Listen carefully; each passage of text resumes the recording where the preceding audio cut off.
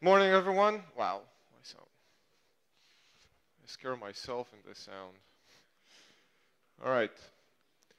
So, first of all, thank you, Mike. It's been a wonderful presentation, and I really appreciate you and everyone else waking up this morning to hear it. Today, I'm going to talk about pen testing advanced, or the other side of pen testing, or what you should do in a pen test to prove that it actually worked, and not just an exercising in being funny and happy with Metasploit or Nessus or anything like that. So a little bit about myself. This is my second AthCon. Woo! I'm not certified to do anything. I do consulting at a small firm called Security Art. Hacker, researcher, developer. I'm good at breaking stuff. I'm not that good in building it, but I did try. I swear to God. I like crime, war. Last year I did a lot of research on cybercrime and cyber war, and these are the only two cybers that you're going to hear from me from now on. And I run the local AthCon group back in Tel Aviv. I'm trying to set up the Israeli CERT, civilian CERT, that you can report stuff to. And whatever free time I have left out of these things, I do some reserve duty at the Israeli Air Force. So this is what's up for the next 50 minutes or 45 minutes. We're going to talk about infiltration, basically penetrating a network. We're going to talk about data acquisition and data targeting, which means you're not just, again, doing this for the fun. You have to find what or target your resources to, or it's something useful. And last but not least, exfiltrating, getting the data out, which is much more fun. So without further ado, we'll start with infiltration. This is going to be the shorter part of the presentation because I assume that all of you know everything about pen testing and how it works. So infiltration involves several factors. We're going to talk about the technical one, the human ones, and how do you control your bots or your payloads once you got them into the network. Technical, easy. Exploits, right? They're all around us. You have a distribution full of them, backtrack. But what do you exploit? Well, obviously, web, FTP, mail, SSL VPNs, and so on and so forth. But that's only going to get you the basic stuff. That's only the crusty external layer. You still need to get further inside. Well, start using third-party tools. Everyone uses LinkedIn. All major US corporations use Salesforce to manage your sales. Software as a service. That's the stuff that's going to get you deeper into the target organization than just hammering on their firewalls and web servers. But they're harder to get. Tough luck. You're going to have to work harder. Although some have reproducible, some, once you will get them, will be reproducible on other targets as well. So it's one attack, multiple wins. The problem is, it's a small attack surface. How do you solve them? Start with Windows, still predominantly the most used operating system in corporations. Windows 7 is no big deal either, but the attack surface is much broader when you take into account all the crap applications that gets installed on every corporate laptop. Anything from Adobe, Symantec, AVs are the best to target, by the way. Their security sucks. WinZip, AOL, whatever's installed on corporate laptops. So that's the technical stuff. Let's move on to the human, which is much more fun and much more soft and squishy to attack. Not as in the, I got your guy, give me $1 million human attack, but more like, dude, check out this website. Some pictures from last night drinking binge. Okay, I know some people will open that email, or Did you see that memo with the new Excel sheet of sales or HR or whatever it is, with some malicious Excel file or, God forbid, PDFs? You get the idea, all right? Very easy to get in using humans as the vulnerability. Again, the technical stuff is just taken for granted. Another technique that I love, key drops, USB keys. All right, anyone identifies what this thing is? All right, it's a parking lot. It's the most accessible and most vulnerable physical area in a corporation. Drop it off in a location that you know people are going to head off to, some ticketing system or something like that. Print a nice logo on this, probably the company's logo, maybe a little sticker that says salaries or HR or sales. You get the idea. The rest, again, is probably just as trivial as everything. Everything can be automated, okay? I'm a big fan of Metasploit, a big fan of the social engineering toolkit. It's color by numbers pen testing. Very easy, very useful. Oh, shit. Just run set on backtrack, okay? You'll get the menu. They did a phenomenal job in putting in a lot of resources together, automating a lot of that stuff, generating emails, wireless attacks, file format attacks, web attacks, everything you can think of. Just click the menu and it's there. So again, getting in is relatively easy. The last part of the human side of infiltration is actually walking into the company to get more access. Being nice, nasty, obnoxious, needy, whatever it is, really depends on the culture of the organization that you're trying to get into, usually helps. So that's one way, all right? The shipping guy, the FedEx guy, smoking areas, okay? You all smoke, I have seen that. But in most corporations, you cannot smoke inside. So there's usually guys standing outside smoking and then getting in through the back door. And of course, it helps if you hire actors to kind of do some diversions. Yeah. All right. We know we can get in. Now let's talk about targeting. Okay? We are not going to do carpet bombing. Again, this is not an exercise in running social engineering toolkit or Metasploit. This is an exercise in targeting an organization and finding out the people, the assets, and the data that I want to get out. So, step one, just look at what the organization is willing to tell you about itself. Tools like FOCA, Multigo will basically harvest all the information that you can ever think of on an organization and put it in a very structured, easy to understand way. Mike talked about using LinkedIn, for example. Use any social network to map out who are the key individuals in the organizations that you're trying to pen test. Create a map of their connections, their roles, their access to information, and there you go. You have your basic intelligence gathering on that organization. And then you just craft your payload. Now, crafting payloads is not a big deal as some people think. You just use whatever the criminals use. Why? Because it works. Okay? No point of reinventing the wheel. You can mimic or actually acquire stuff like Zeus or SpyEye or Limbo for pretty dirt cheap. And I'm talking very cheap because all of that source code is out right now. So you can just take it, recompile it, modify it, do whatever you want with it. And this stuff works like charm. It's unbelievable. Just make sure you pack, okay? Because although Zeus has a pretty decent detection rate or undetection rate for every build that you produce, it's about 15 to 25% detection rate. If you pack it correctly, this stuff drops down to the single digits. So make sure you do proper packing.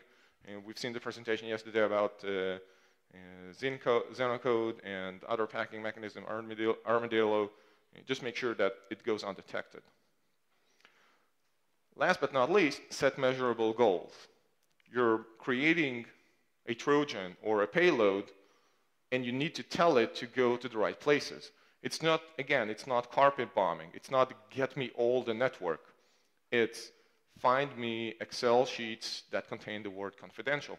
Find me PDFs that are a maximum few days old that have the word due diligence or whatever it is. In terms of technical stuff, find databases. And my personal favorite, printers. Printers are weak. Printers contain shitloads of information. Most corporate printers come by default with a 40 gig hard drive that stores everything on it, and it's very easy to access them and just pull out all that information. Every printed document, every scanned document is there unprotected regardless of who printed. It could be the CEO, it could be the secretary, same access levels. And patience. The real difference between your run-of-the-mill Trojan virus, let's call it, infection, that gets detected in like 5 or 6 days, and APT, scared you, is basically patience. Don't spread it around. We talked about this before. Do not carpet bomb. Select your targets, deploy the payloads only to those targets, and you're good for 5 to 6 months without detection. Yes, it's that easy. If you distribute it on the AthCon website, it'll get detected pretty quickly. If you send it only to Chris, Anna, and Kyprianos, you're good. Not that I'm suggesting you send them anything. The problem is, for virus writers, they have to frequently update their stuff because it gets detected every few days. Here, almost no updates. And then again, that's the key. Why is it key? Because controlling your payload is going to be difficult, especially if you're looking at an organization that is built securely with multiple layers of protection, with multiple networks that are disconnected from one another. So, summing this slide very, very quickly, you need to make sure that your command control infrastructure takes that into account. Which means, if we're standing here, you have to know up front that there is no way you will have bidirectional interactive communication with your payload. So make sure that you build your payloads in accordance, all right? So if you know that you can get to one infection point, it needs to be able to communicate back to you and deeper inside to the next pivot and then to the actual target. Again, this is not an exercise in knocking on the corporate door and saying, oh, I got root on a web server. Good for you. You didn't get inside. You got root on the web server that gets reformatted in seconds. Re-imaged, sorry, in seconds. You need to get all the way in and to make sure that you can maintain control over your payloads inside. Talking about controlling the payloads inside, let's say that you're in. Now you have to get the data out. We talked about acquiring data, targeting it. You found your database. You found your secret documents that you need to get out now. You are going to have some problems taking that data out of the network. Why? DLPs are a big issue. Granted, they still are kind of broken, but I'm sure they'll make some headway and fix their stuff. IPSs and IDSs, egress filtering, they actually do look at outgoing traffic and can pretty easily pattern it and detect special keywords. Encryption, archiving, and additional techniques. How do you go under the radar? What does the radar look for? It usually looks for text. If you're talking about a financial institution, it's going to look for numbers. If you're talking about an HR entity, it's going to look for names and social security numbers or ID numbers. If you're looking at a technology company, you're looking at blueprints, patents, code, whatever it is. It's all text. All right, so how do we go under text filters? How do you transform something from text to something that's unreadable? Come on, bunch of hackers. Anyone know what this is? You encrypt it, okay? You encrypt it, keep it in text format so it will go under the radar. Obviously, this is a little telltale that this is not actually what I want to send out, but it's encrypted. So just strip out any identifying parts. And you're basically off of your way. If you had some secret data that you wanted to exfiltrate, and just sending it out as text would be detected, encrypted, and send it out as encrypted text. Guaranteed to work every time. Even better, throw in some extra encoding, UTF, Unicode, whatever you want, XOR shit. It's easy, all right? Just for the fun of it and just to make sure that no one can detect it. Again, guaranteed 0% detection rate. But that's still considering that you do have internet connectivity, because you do need to push that text out to somewhere that you control. Twitter, Dropbox, Facebook, wikis, or even DNS, which means that your target or your payload can still access the internet, right? But what if they don't have internet? What if you cannot have direct access from your payload deep inside the company to anywhere? They killed 443, 53, port 80, and you just can't send the stuff out. That's where it gets interesting. From this point, by the way, please no videos. It's still old school. Remember our text? Okay, our encrypted text? Same text. Same text.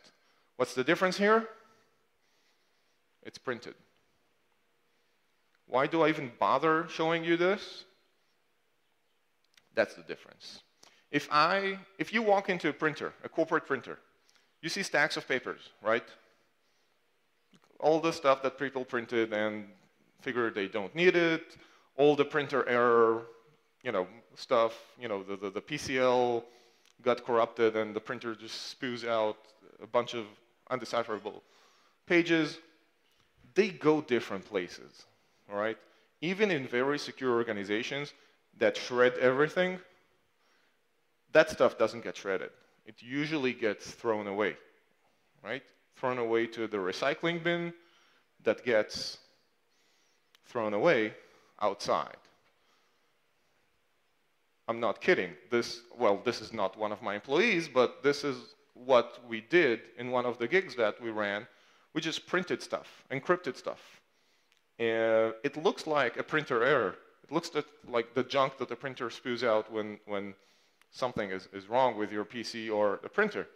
And it ends up, I have to say, in a much nicer dumpster than this one. It ends up in a recycling bin, but it ends up outside the organization. It doesn't get shredded. Now, what if you want to go a little more high-tech, let's say? This is what I call ET Phone Home. This is the stuff that we came up with a few months ago in a pen test for a semi-government, some fishy organization that literally did not have internet connectivity from the office, from the network that we managed to get into. But we had to prove that we could get in and get data out. The thing is, they still had a local network. Everyone has to have one, all right? And they had voice over IP. Catch the idea? I was like, okay, you have network and you have voice over IP. So this is what we did. Target a handset or a switch, a voice over IP switch. Very easy. Last year, Sandro Gauci was here, talked about voice over IP. This stuff is just wild, wild west. Everything is broken, everything is free. It's like Cisco's from the 80s. Set up a public PBX or a phone voicemail, like Google Voice or something like that, on the outside, somewhere that your payload is going to call into. Collect your data that we talked about before, after you targeted it and found the secret document and blah, blah, blah, blah, blah. Encode it in a way that it doesn't transform into this encrypted text, but into something that you can send. Come on, bitch. Over voice. Use the voice over IP network to make a phone call to your conference call or PBX and just leave the message. The rest is just pure win. So this is not just, me standing here talking about it. This is an actual proof of concept that I wrote in Python. This is very, very simple. What you're seeing here, or trying to see, is a small document, just an example. This is a top secret document, blah, blah, blah, that we're encoding using data to sound. And we get a new file called out.wave. This is how it sounds like.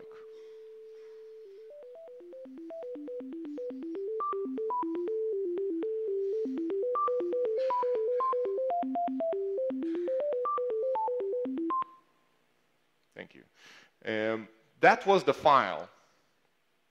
That was the data. It could have been anything. It could have been text, could have been an image, any binary data. You just go old school on it. Think modems, like acoustic modems from the 60s and 70s, and encode it into tones. The proof of concept is very, very simplified. You can really get some advancements on it. I'm publishing it, open source, take it, do whatever you want with it. The default setting is in it is to create, I think, half-second tones, and I'm using 16 different octaves, all from the human audible range.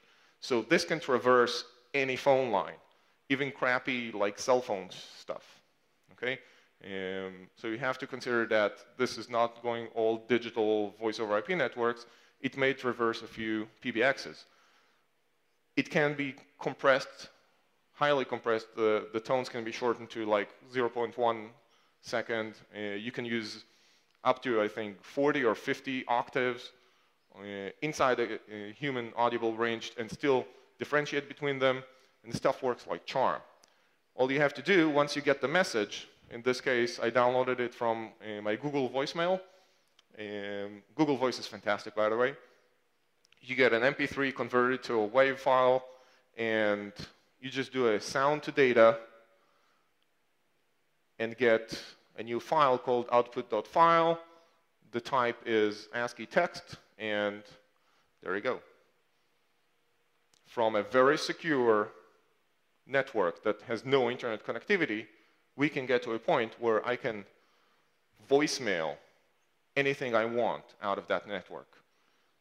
This stuff goes 100% undetected on a network that can be firewalled, DLP'd, guards outside, whatever you want. No one's going to notice an 800 call going out through the voice over IP PBX. If that doesn't work, or another alternative to leaving a message with your stuff is just using a fax. Most corporations have multifunction printers, okay? Multifunction means it's not only a printer and a scanner, it's also a fax. And that stuff is usually connected to the Active Directory in some sort of way so that people can accept faxes as well as send them out. A lot of them, and you can do your own studies depending on your target, use something like this to send faxes from the inside to the outside, right? The printer, fax, multifunction, whatever, has got like a domain name or its address inside the organization. And people just attach documents to an email, and email it internally to whatever number they want to fax the stuff out to at fax.corp.com or whatever it is, and magically their documents get sent over fax.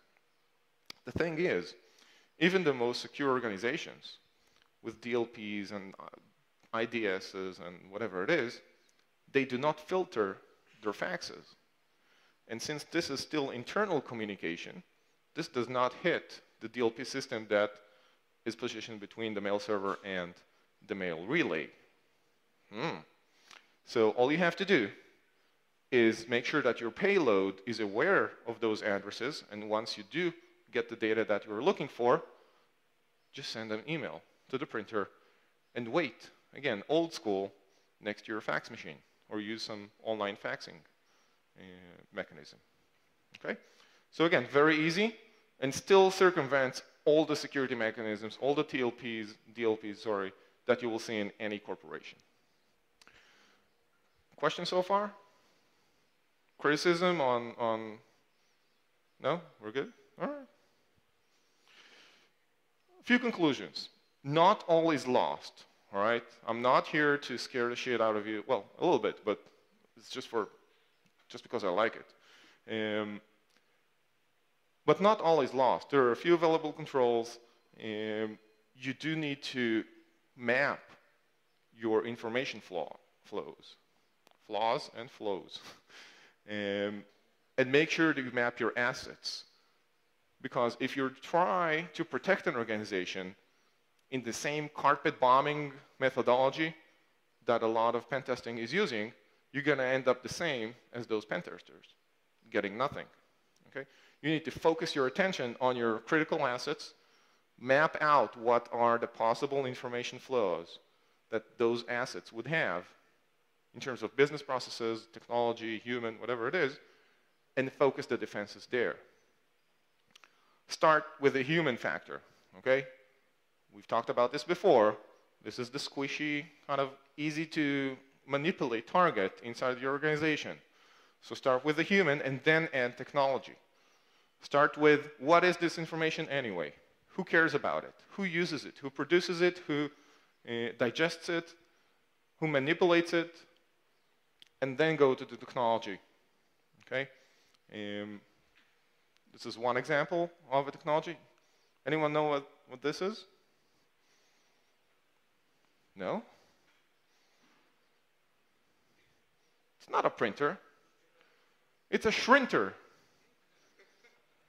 You can buy it on eBay or something like that. So this is one way to control your printed documents. Don't use that. But again, think human, then technology.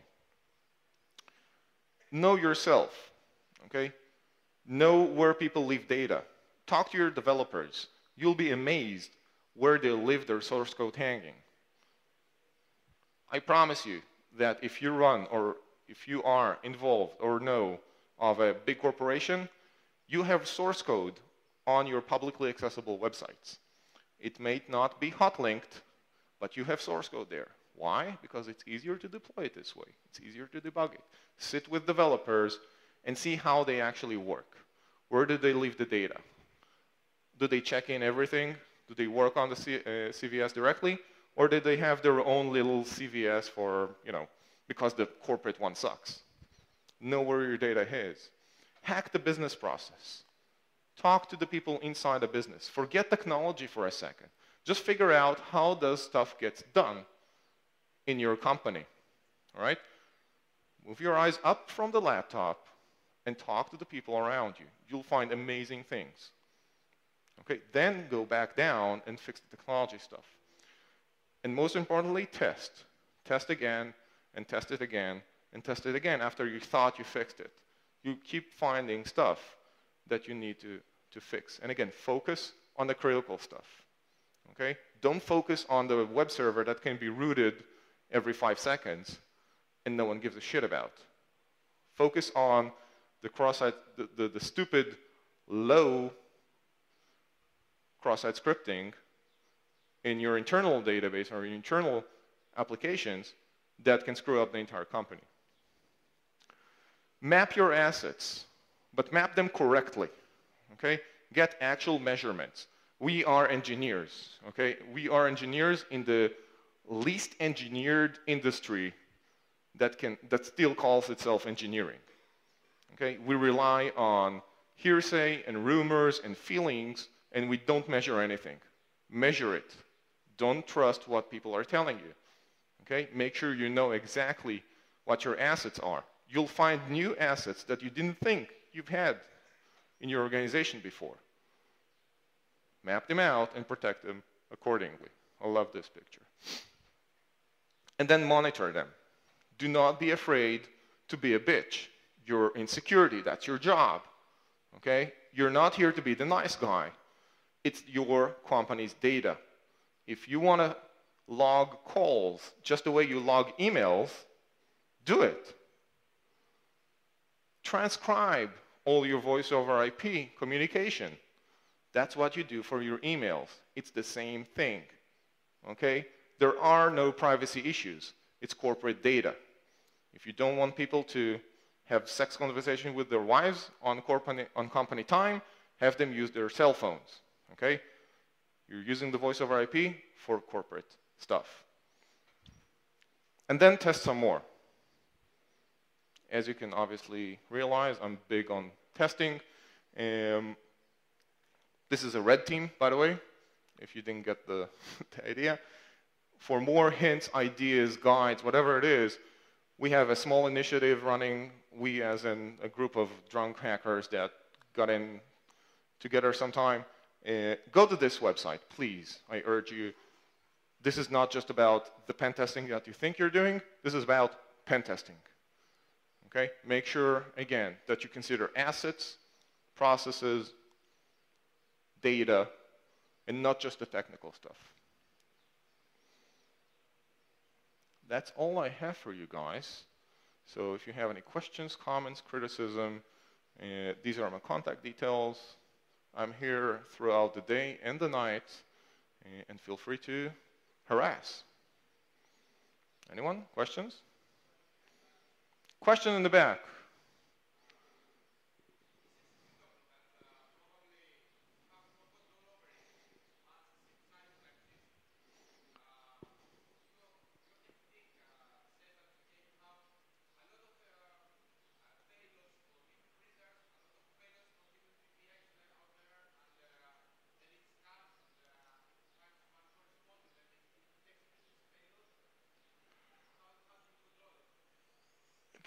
Can someone repeat the question with a mic? Because I heard a few keywords, a lot of printers, payloads. I can give you an answer, but it's on something that I think you asked, not necessarily what you asked.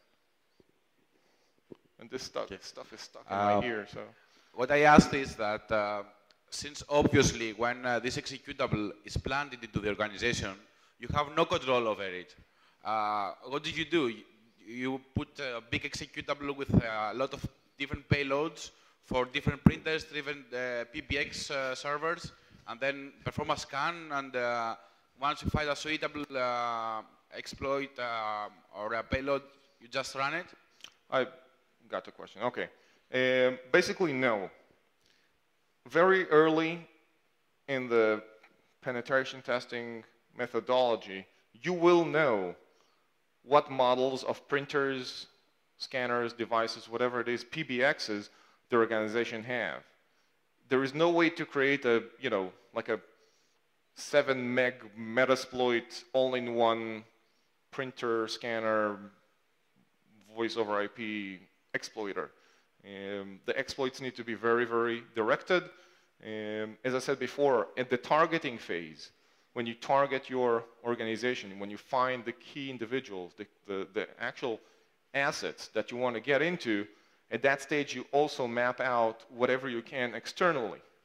And again, it's very easy to identify.